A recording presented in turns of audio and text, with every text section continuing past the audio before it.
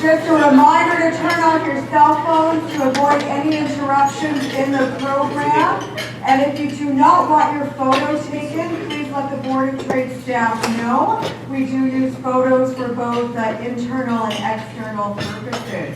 Thank you so much for attending this event. It's so important to Surrey's economic development, and Simon Fraser University is the foundation of Surrey's economic development. And you're going to hear all about it very shortly.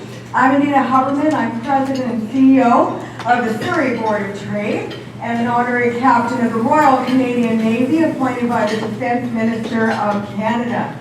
I'd like to acknowledge that we are on the traditional and unceded territory of our Coast Salish peoples, specifically the Kwantlen, Katzie, Coquitlam, Qayqut, Semiahmoo, and Tsawwassen First Nations. We also recognize that we're on the land of the Inuit and Métis peoples. They all have a profound connection to the land and water that surrounds our great city of Surrey. Of course, events at the Surrey Board of Trade would not happen without sponsorship support. Please help me thank our supporting sponsor, the amazing Health and Technology District.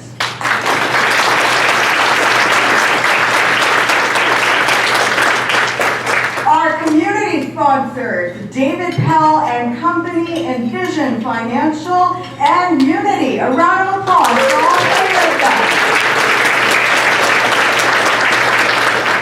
And our progress partners of the Surrey Board of Trade through our Business and International Trade Center are BDC, the Business Development Bank of Canada, Scotiabank, Western Community College, the law firm of Fasken, and the Chambers of Commerce Group Insurance Plan represented by S&F Benefits. A round of applause for all of them.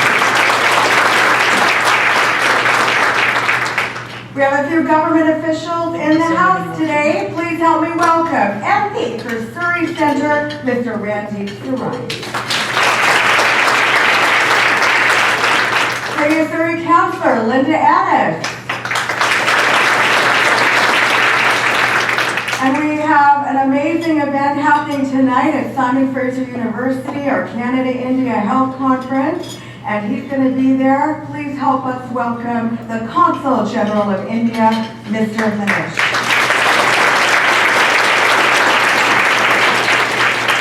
And our board of directors that are with us this afternoon, please help me welcome our board chair, Mr. Baljit Dhaliwal. Our media past chair and CEO of Unity, Mr. Doug Tennant. And we also have Sasha Rammarine of Remedios and Company and chair of our Tourism Arts Culture team. And Mike Spees from Scotiabank, chair of our Social Policy and Workforce team. Everyone, the Surrey Board of Trade, where we fall under the Federal Ministry of Economic Development. Our whole mandate is to support business, bring business into the city through a very diversified service portfolio. We're one of the top 10 largest Chambers of Commerce Boards of Trade in the country. There's 430 of us, and we are an independent voice of business, instigating change at the different levels of government.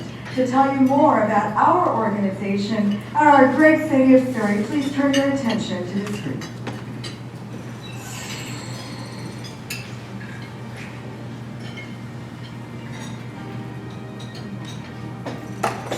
As one of the fastest growing cities in Canada, Surrey is an opportunity city.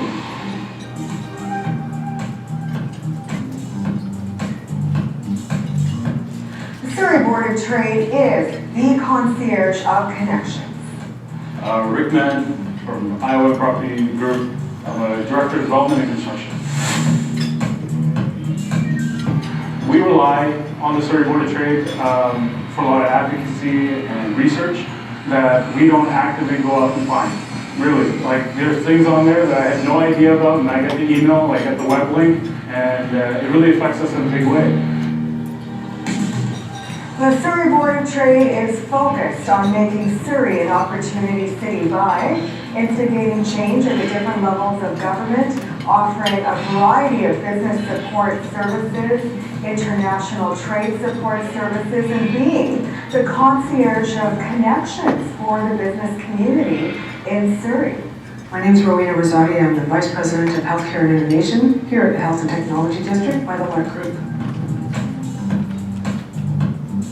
We focus on a lot of health and technologies and how we can bring different technologies and innovative healthcare solutions into the hands of clinicians.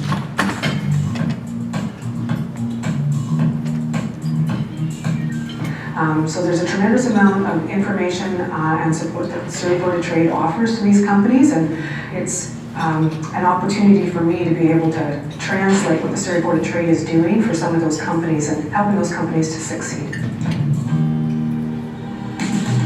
If it's in the agricultural sector or in the retail sector, if they're needing a government connection, if they have an issue related to government, we are there for them, and we have a proven track record of success to ensure that businesses are helped. You know, the Surrey Board of Trade it's a great organization because anybody who's involved in that organization wants to be a more proactive member of the community. So having an opportunity to connect and network with those individuals helps our business become better. So the Surrey Board of Trade offers an immense amount of support for businesses at all levels, including entrepreneurs and startup businesses. There are resources that help a business that they wouldn't necessarily be able to afford to contract on their own, and it allows those to be accessible, sometimes free of cost. It also creates opportunities for networking.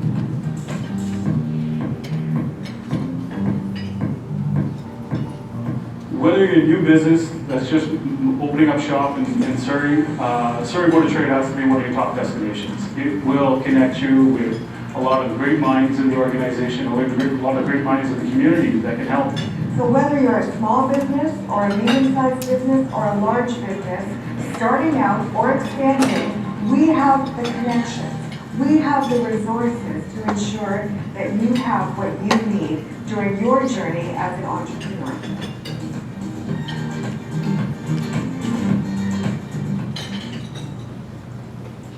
And I also wanted to mention that Rowena, Rosati, and Rick Mann that are featured on our video, they're also board directors of the Surrey Board of Trade. We had our annual general meeting last night, and Jenny Sims, MLA from Surrey Panorama, she's here with us as well. Please stand.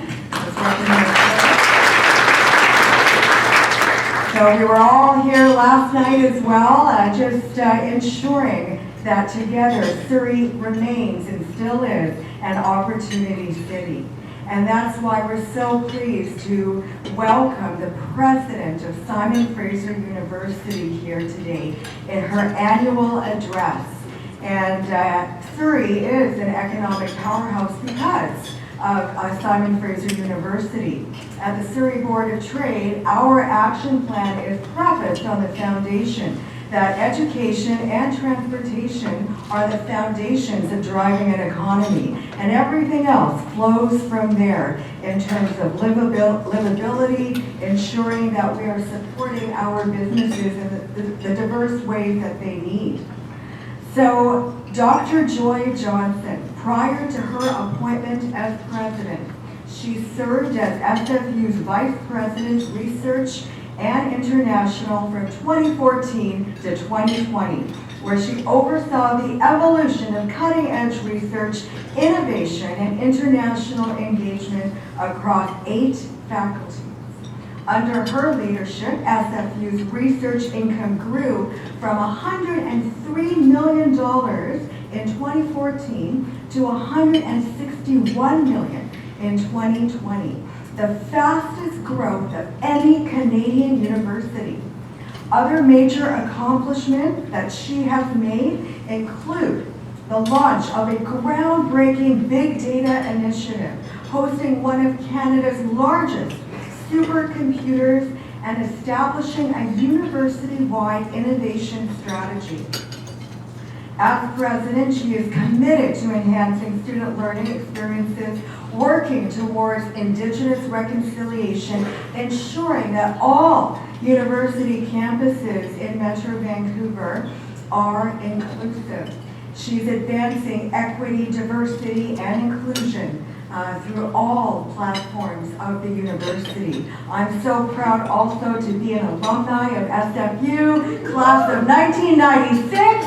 Please help me welcome Dr. Joy Johnson.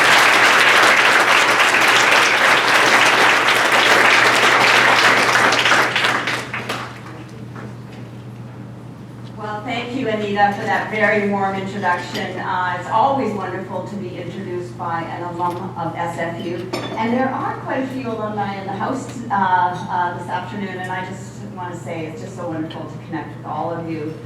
I too want to begin by acknowledging the land that we're on. I'm privileged to be speaking to you today from the unceded traditional territories of the Kwantlen, the Katsi, the Semiahmoo, the Coquitlam, the Kikite, and the Tsawwassen First Nations.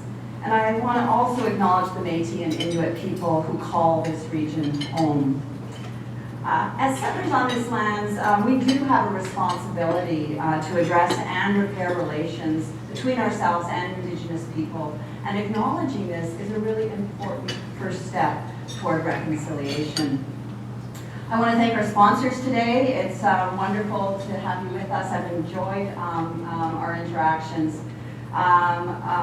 We've already had a wonderful introduction of many of the important people in the house today, who are all important, I will say, but I want to add a special thank you to a few people who joined us as well. I want to say thanks to Bill Cunningham, an SFU alumnus and a former chair of our board, and the recipient of the Chancellor's Distinguished Service Award. Great to have you with us, Bill. And also Jamie Stewart. Jamie is currently a member of our Board of Governors and also a former board chair. These are volunteers for our organization. We're just so grateful for everything they do for us at Simon Fraser University. And I want to say thank you to the Surrey Board of Trade and for the wonderful lunch and for getting us all together. The Surrey Board of Trade has been an incredible organization for an incredible city. And the Board of Trade really reflects what is so great about BC. Surrey is a dynamic, diverse, entrepreneurial community. And the Surrey Board of Trade has grown into one of the country's largest and most influential business organizations. So congratulations for the incredible work that you're doing.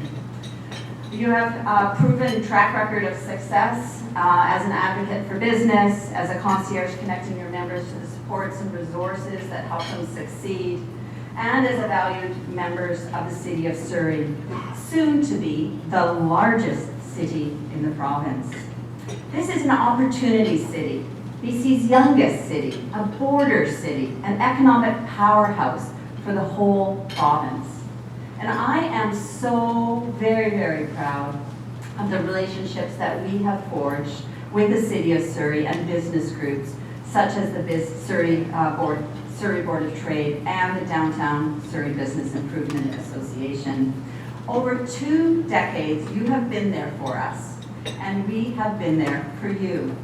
And now, 20 years after founding our Surrey campus, SFU Surrey is woven deeply into the fabric of this community. We are so very grateful for your support and collaboration, which has allowed us to create such a positive impact here in Surrey. We see this impact in clean tech and sustainable engineering, where Eric Zhang's Fuel Cells Research Lab is developing fuel cells, batteries, and hydrogen storage materials. In SFU School of Interactive Arts and Technology, where researchers are creating virtual reality experiences that support mental well-being of astronauts in space. Imagine that. As well as those on Earth suffering from COVID-related loneliness. In the development of creative technologies like Professor Woo-Soo Kim's 3D printing, which is being used to make ventilators and PPE to protect public health. In the amazing community partnerships that we've developed, like Envision Financial Community Leaders Igniting Change Program, and the TD Community Engagement Center, programs that support change makers in this community. And there are many, many, many more examples, too many to name here. but I want to emphasize that the relationship between Surrey and SFU did not happen by accident.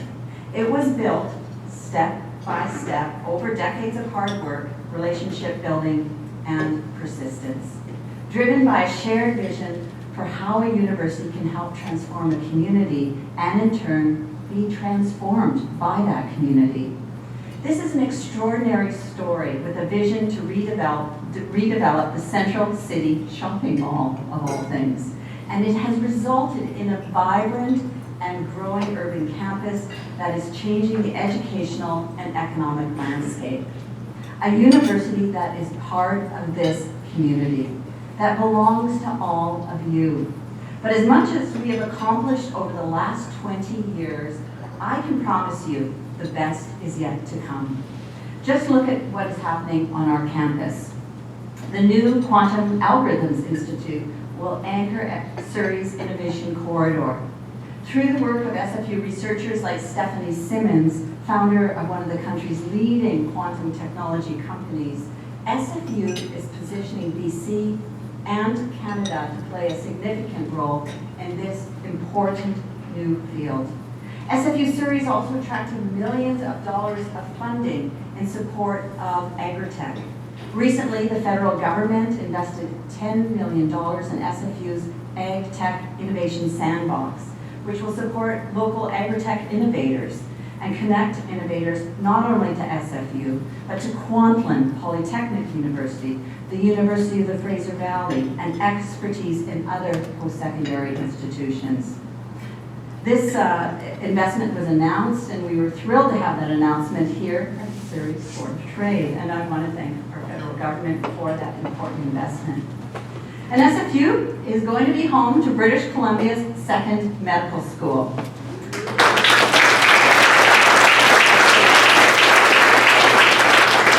This will be a new kind of medical school, one that drives change by teaching community-embedded, socially accountable, and culturally appropriate primary care, and cements Surrey's place as a vibrant hub for medical care, technology, and research. It is precisely the kind of project that demonstrates the power of post-secondary education to transform lives and communities. Now, more than ever, we need to draw on that power to address some of the biggest economic and social challenges of our time. And I want to turn to that subject for a moment. You've heard the saying, there are decades where nothing happens, and then there are weeks where decades happen. We are living through a succession of those weeks. We are at an inflection time in history. War in Europe, inflation, a global pandemic that does not seem to end, a climate crisis. At times like these, we can look to the past for a guide, to periods in history when people faced similar challenges, like they did after the Great Depression and the Second World War. Then, as now, people were emerging from a crisis. Society was changing very, very quickly. So were expectations. One thing was for certain, the future would be, it had to be, different than the past. One of the biggest changes that came about in the post-war era was the dramatic expansion of post-secondary education. The doors to university and colleges were opened to more people than ever before. Simon Fraser University is a product of that expansion, and it helped fuel a period of unprecedented economic growth and innovation that lasted for decades. Generations later, a lot has changed in our society and in our economy, but one thing that hasn't changed is the importance of post-secondary education. If anything, its importance has only increased. One only needs to look at our students. They are a great market signal, and they are banging down our doors, particularly here on our Surrey campus. Young people know instinctively what all the evidence is telling us. Their skills, their talents, and their ambitions are our greatest economic advantage.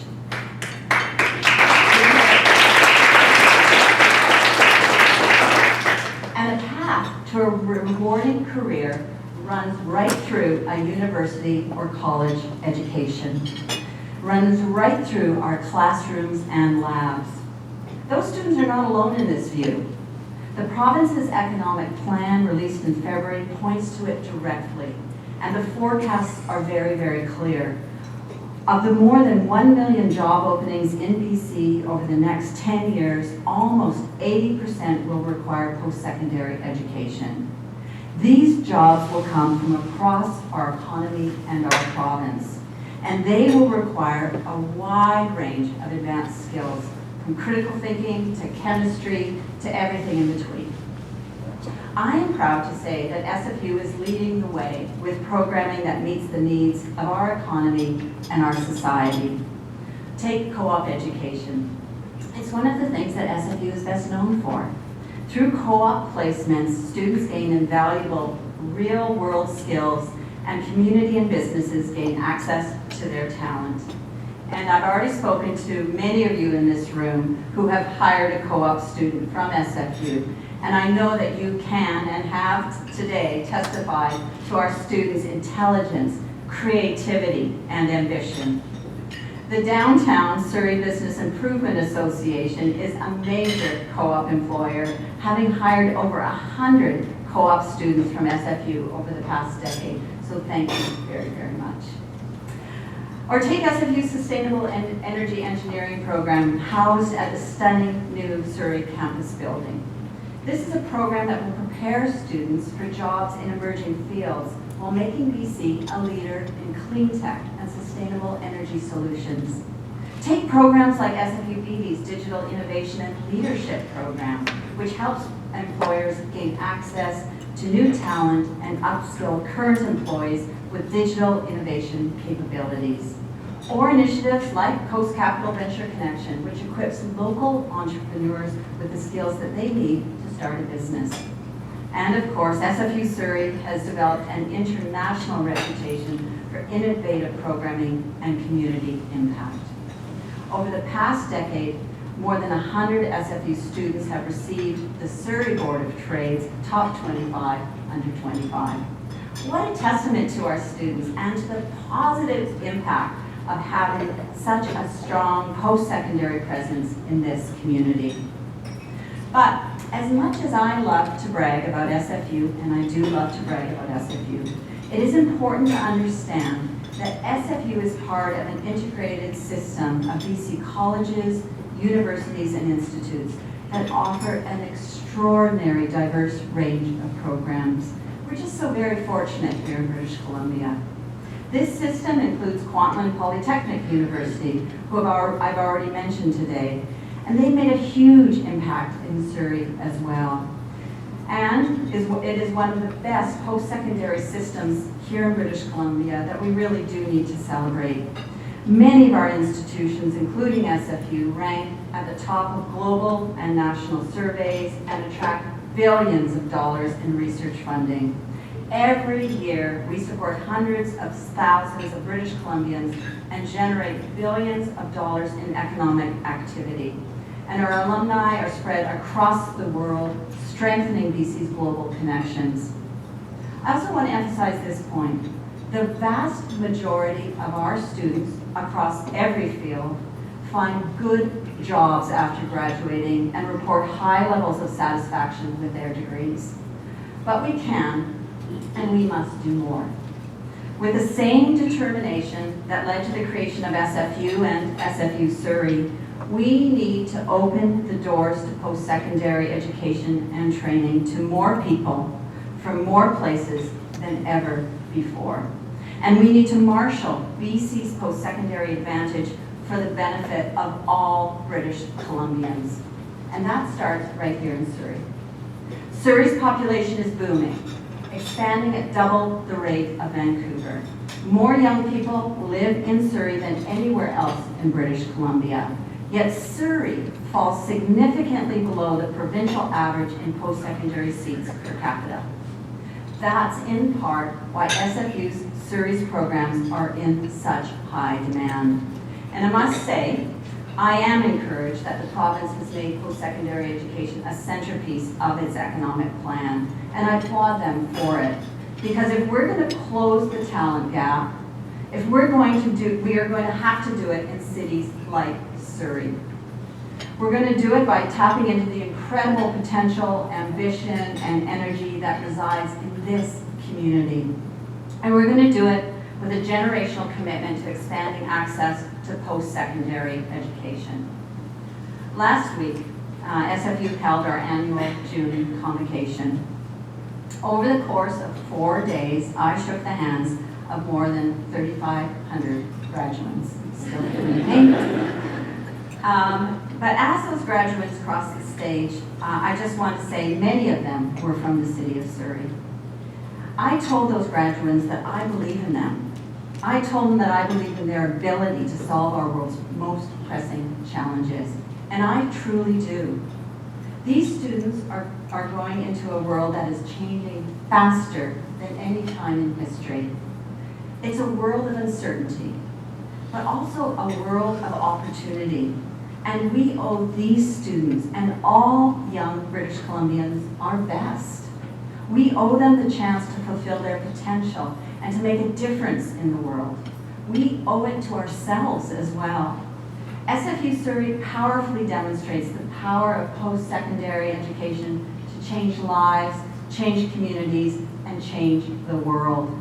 Now, at this moment in history, let's build on the spirit that built SFU Surrey and open wide the door to post-secondary education and all that it can do for our province. Government is there, business is there, SFU is there, BC's post-secondary community is there. So let's pull it together as part of one provincial vision to ensure that BC is Canada's talent and education leader.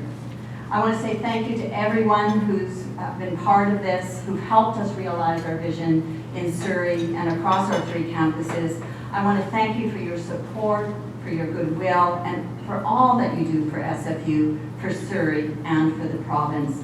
I have never been more excited about the work ahead. Thank you very, very much.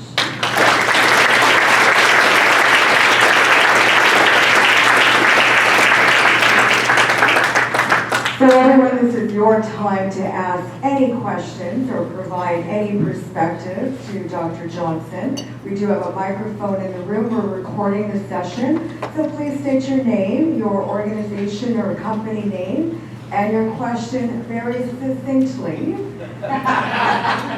And Joy will respond. Joy. I won't take that too personally, but thank you. I'm Gerard Graham. I'm the CEO of the Center for Child Development and the Child Development Foundation of British Columbia, including Sophie's Place, but also a very proud member of the SFU Surrey Community Advisory Council. And Joy, it was so wonderful to hear the round of applause about the new medical school. I will keep my question very brief. Could you expound on the wonderful things that we await for that medical school? Thank you very much. Well, thank you for the question. We were so pleased to hear that the government of British Columbia announced an intention to develop a second medical program here in British Columbia. And that intention is reiterated in mandate letters to both our Minister of Advanced Education Skills Training and the Minister of Health. And we've been very encouraged that in the legislature we've also heard commitments to the new medical program. And we've developed a concept paper for that program. And we've also recently, there's been a study completed on the economic impact of such a medical program here in Surrey. It's a very exciting program that we're proposing in partnership with Fraser Health Authority and with our First Nations Health Authority. Very much focused on primary care, thinking about what our communities need in terms of primary care physicians. So it's going to be a different kind of program with a different type of focus. Thinking about the social context in which families and communities live, paying attention to that, helping primary care practitioners, physicians learn to work in teams in primary care settings. And I think we all know that we have a crisis in primary care right now. And so this is part of that, addressing that issue. But we also know that there's a broader ecosystem that we're also going to have to address in terms of how we deliver primary care in this province.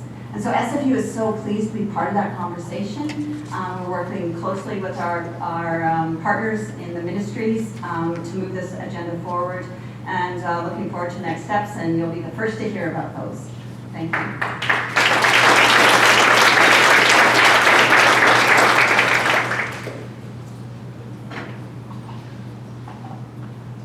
Good afternoon. My name is Dave here. I was a medical secretary in 2001 to 2013.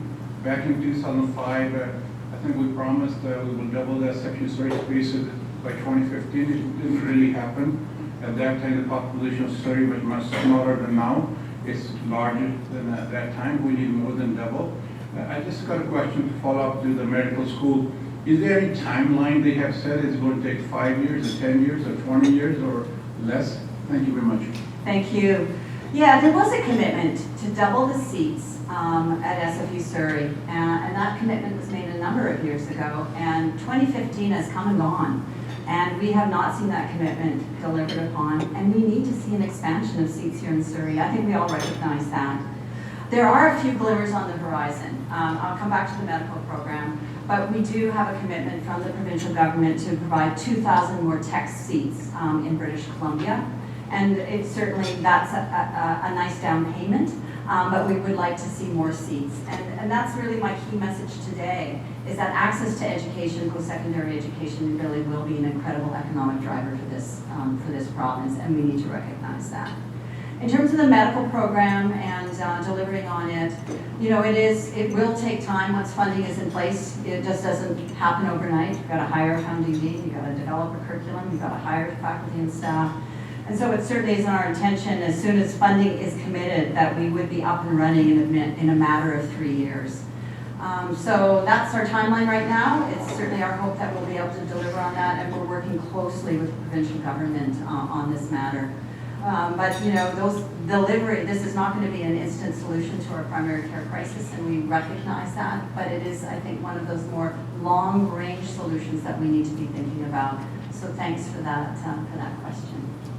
And I think it's important to recognize also that when we speak to political leaders, that we're also articulating why we need an additional medical school in Surrey. And we did that in our Budget 2023 presentation last week. And thank you for that. Hi, Joy. Thank you very much for a wonderful, inspiring talk. The question I have is following up from the medical school process, perhaps. And so what I'm wondering is, because it's so linked with community and diversity of community, can you talk a little bit about how SFU is working with the community in that build-up and development? Because it seems like it's a really critical aspect, and it would be differentiating the birth of the medical school from other kinds of growth. So that felt like a very nice soft pitch to me, so thank you very much. And you want to introduce yourself as well? Oh, sorry. My name is Tekla Shipworth, and I'm the director of the School of Interactive Arts and Technology at SFU Surrey. Yay, SFU Surrey! Yeah, so thanks for that. You know, it is going to be a different type of medical program, and part of the development of the medical program is to not simply ask experts in medical education about what's needed, but to ask community members as well. What do they need in their primary care delivery processes? How can we develop programs that will meet the needs of communities? And so part of the work, and I'm glad that Joanne Curry's here with us, our VP External, is really structuring a community engagement process. As Canada's engaged university, you wouldn't expect us to do it any differently. To be out there talking to community groups across the Fraser Health Authority and with our First Nation colleagues about what is really needed in the delivery of primary care. Another thing I just want to mention about the program, since I have a chance, is that many of you are aware of, I think, the very disturbing report that Mary Ellen Turpel-Lafont produced about racism in our medical system, anti-Indigenous racism. And the Turpel-Lafont report is really important in terms of pointing the way for ways in which our systems and the way we educate primary care providers or physicians at large needs to change. And so this will also, those recommendations are being taken very seriously as we develop the program. And we're also thinking very seriously about developing a companion degree in Indigenous medicine, because it really, to center Indigenous medicine as well in our programming, I think is very, very important. An important part of recognizing really a more robust approach to healthcare delivery. So thank you very much. Thank you for such a heartening answer.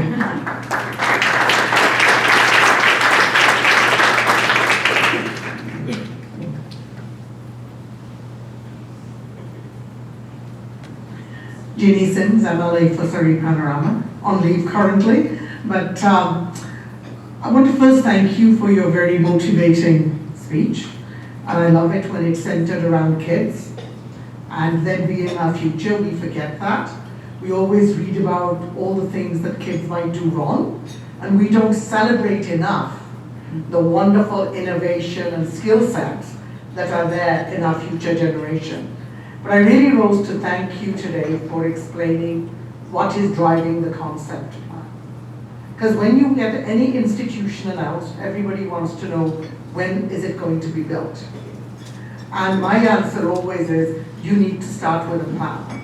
You wouldn't start building a house without having a concept in your mind, then going to an architect, doing the drawings, working out many, many things. And I want to congratulate you for involving the community and for the focus you're going to have on our diverse communities and a special focus on our Aboriginal communities, because that's where the future is. We cannot be siloed anymore.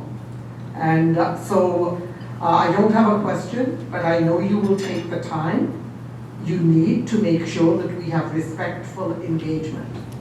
Because doing engagement for the sake of it and then rushing through it can do you more harm than good. I'm a great believer in doing that homework really well. Then when you start building, things go up. Absolutely. So thank you for the engagement part. Yeah. Thank you so much for that comment. I also, we were talking about how I think it's very easy to get to point to youth and think about how troubled they are and how difficult they are. And I was having a conversation with our Chancellor Tamara Bruman, the CEO of of YVR, our airport authority. And she spent 3 full days of her time, volunteer time, also shaking 3,500 hands with me. And I said to her, wow, this is a lot of time that you spend, a lot of volunteer time, and I'm so appreciative. And she said to me, Joy, there are no other opportunities really like this, where I can see the power of the future, the power of young people, and what they are going to do to make a difference for all of us. And so I say to all of you, if you need a little bit of a lift, come to graduation convocation sometime, because it really does lift your spirits. You see our students crossing the stage with their family, their friends, their loved ones. You see their passion and just how excited they are about their futures. And so it's such a great reminder about the power of young people, and we do need to center them in our economic planning. So thank you so much. Hi, Joy, Doug Tennant, CEO of Unity and proud SFU grad as well. We're all aware of the housing crisis in Surrey and the lack of a safe and affordable housing. And I'm wondering if you could speak for a moment of the need for student housing, which would also open up affordable housing for other citizens of Surrey, and any plans that might be in place. Thank you. Yeah, it's interesting. Thank you for that question. I think that there was a time for our Surrey campus that we thought we wouldn't need some housing because housing was plentiful. There was a lot of low-cost rental housing available. But that has changed, and I think we all recognize that. And we need to pay attention to housing for our students, and they are demanding that. On our Burnaby campus, we are very, very busy building student housing, but we are now starting to turn our mind to Surrey as well. We need to think about student housing for Surrey for 2 reasons. Number one, it's good for our students. It's good for them to live close to campus, to be part of a community, part of a learning environment. It's just a wonderful experience. But number two, if we have student housing, it takes those students out of low rental housing in the community and makes those spaces available. And again, in your advocacy, I would encourage you to talk to provincial government about this. We've had incredible investments in student housing across the post-secondary sector. And I'm hoping that we'll see future and more investments in student housing so we can build residences that will meet this need. It's part of the solution. It's a great green solution as well, so people are not commuting, that they're living close to campus. So look forward to that potential in that future. So thanks again for that question. Good afternoon. I have a couple of comments and then a question. So my first comment is that I am regretfully not an alum of SFU. But I'll try and remediate that when I retire. Also, I would comment that I share the optimism with respect to the students, because I think the solutions to many of our problems exist in the person of these students who are being trained. And I had the benefit of participating in convocation last week, and it's amazing to watch all those faces move across the stage. And not only that, to face their families and their supporters, and to see the joy in those faces is very optimistic. My question is this: as we all know, Surrey has the largest Indigenous population, urban Indigenous population in the province. And in light of some of the other comments about engagement and so on, I'm curious about what SFU is doing or intends to do to make post-secondary education more accessible for the Indigenous community, in Surrey in particular, but generally speaking. Thank you. Yeah, thank you so much. You know, let me begin by saying that I'm really proud of our engagement with the Surrey Urban Indigenous Leadership Council, otherwise known as SWILC. And I want to give a shout out to Steve Dooley, who's really helped to champion those relationships, but also others at SFU.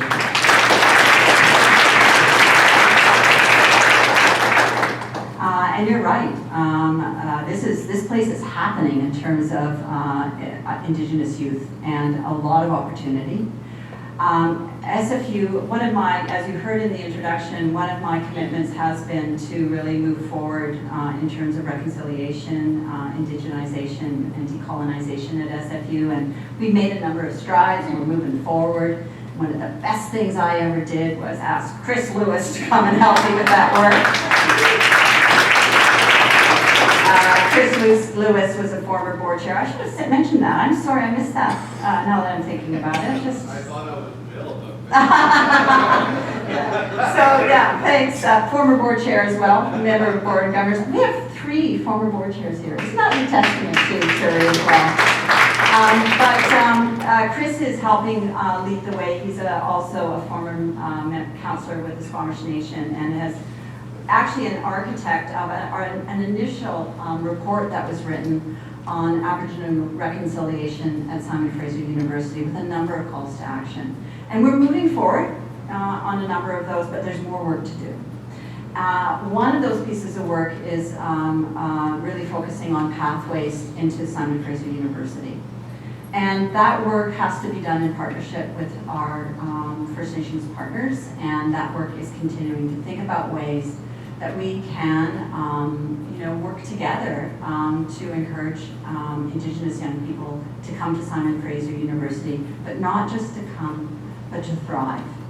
And so part of the other piece of this is to create a context where Indigenous young people feel welcome.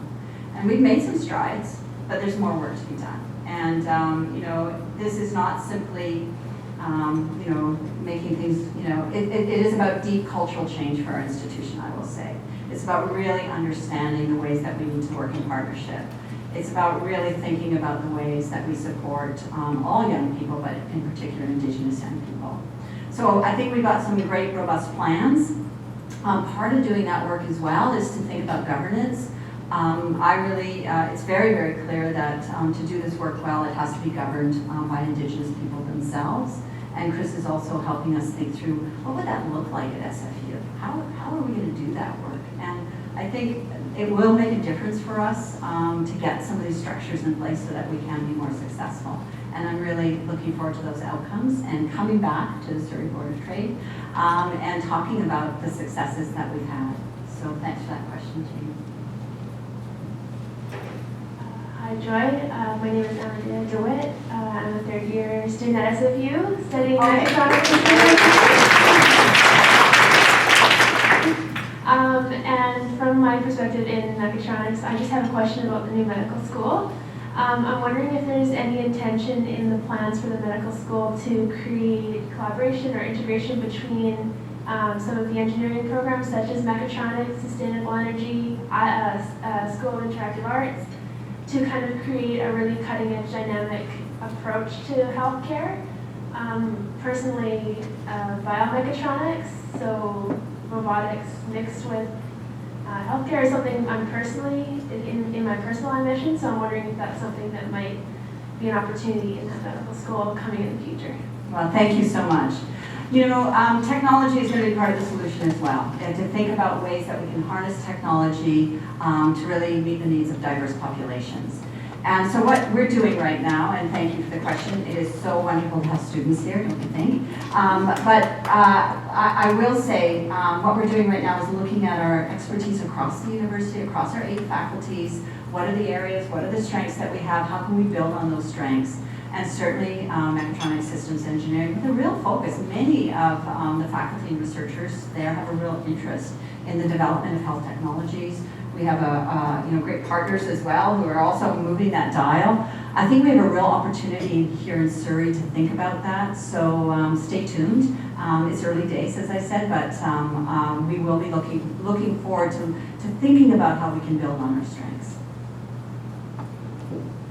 Good afternoon. I'm Elizabeth Modell. I'm the CEO for the Downtown Surrey BIA, and thank you, Joy, for an absolutely informational, packed address to the Surrey Board of Trade.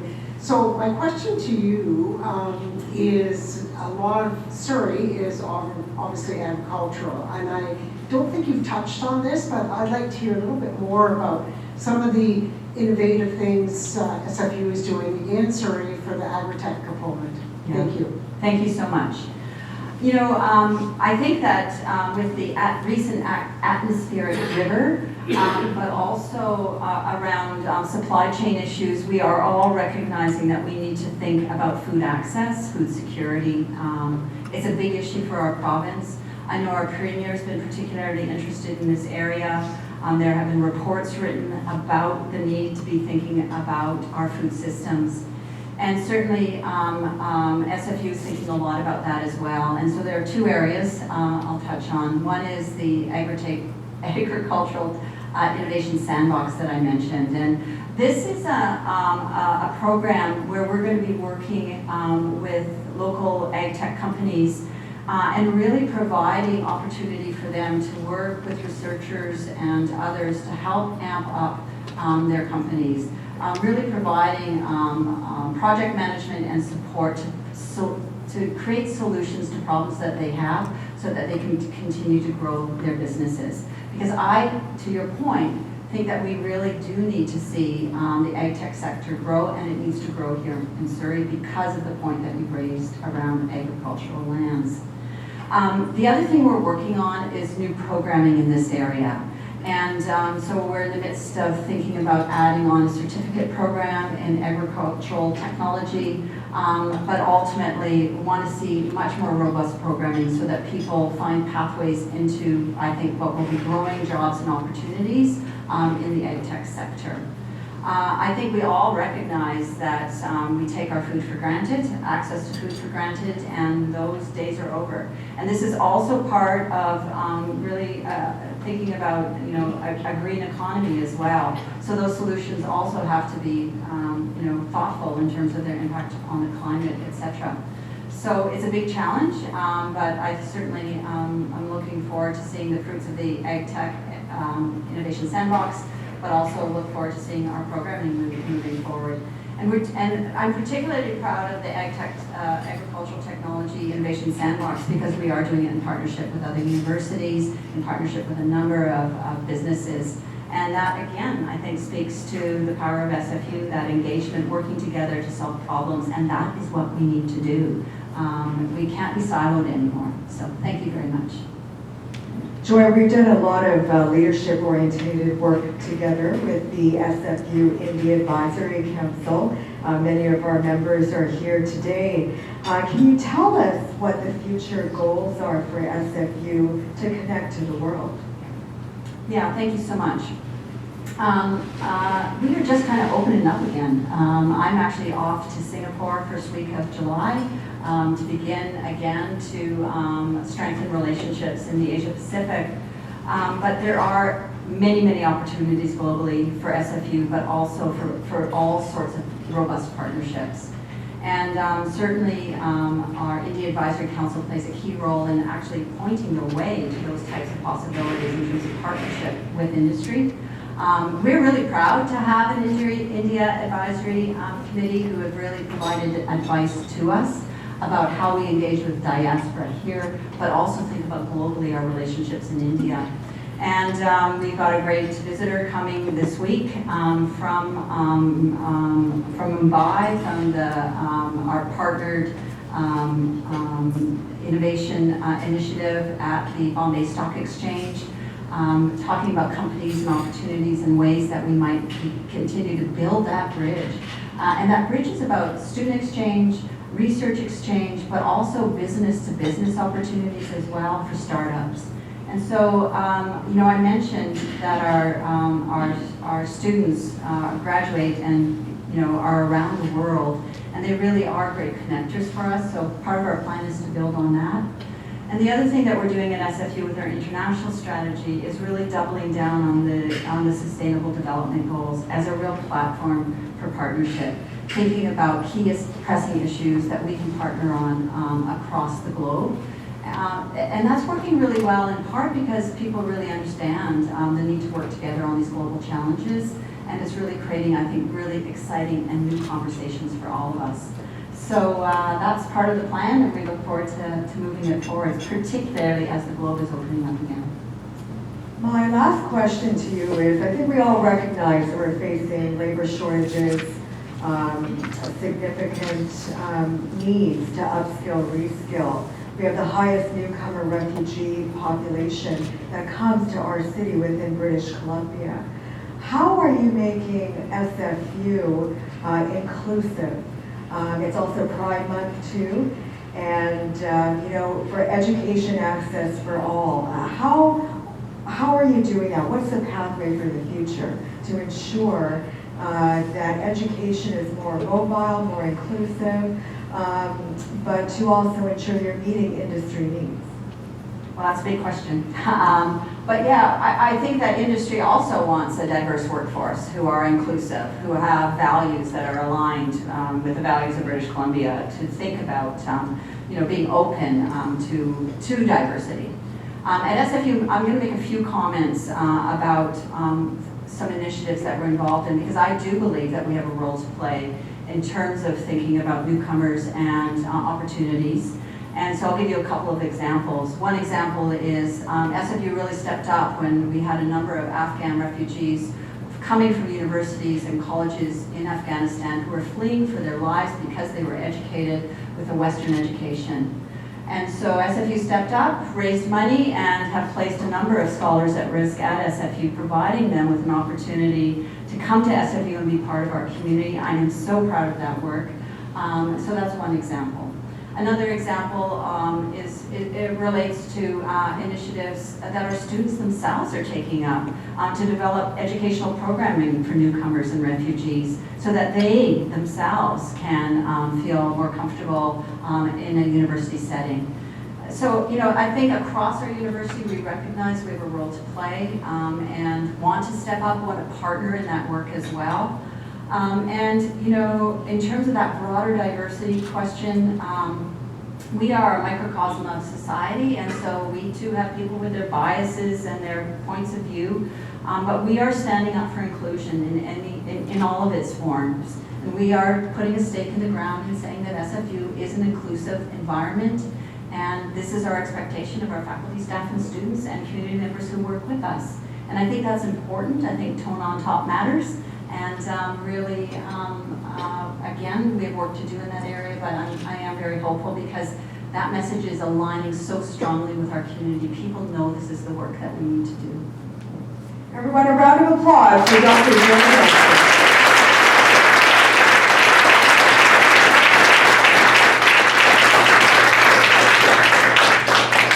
Thank you so much, Joy. And we have a full afternoon of SFU meetings coming up as well. But I'd like to thank all of you for attending. Thank you so much to our supporting sponsor, the amazing Surrey Health and Technology District. A round of applause for them, please. And our community sponsors, David Pelling Company, Envision Financial, and Unity. So everyone, we have amazing events still taking place at the Surrey Board of Trade, even during the summer. We never rest. Check us out at businessinsurrey.com. And remember that this weekend is the Canada-India Health Conference. June 25th is Surrey Pride Festival from 4 to 9 p.m. It's the BC Halal Food Festival also on June 25th. And so many other advocacy initiatives that we're engaging in to enhance the economy and livability of our great city of Surrey. So everyone, make it a great business day. Thank you so much.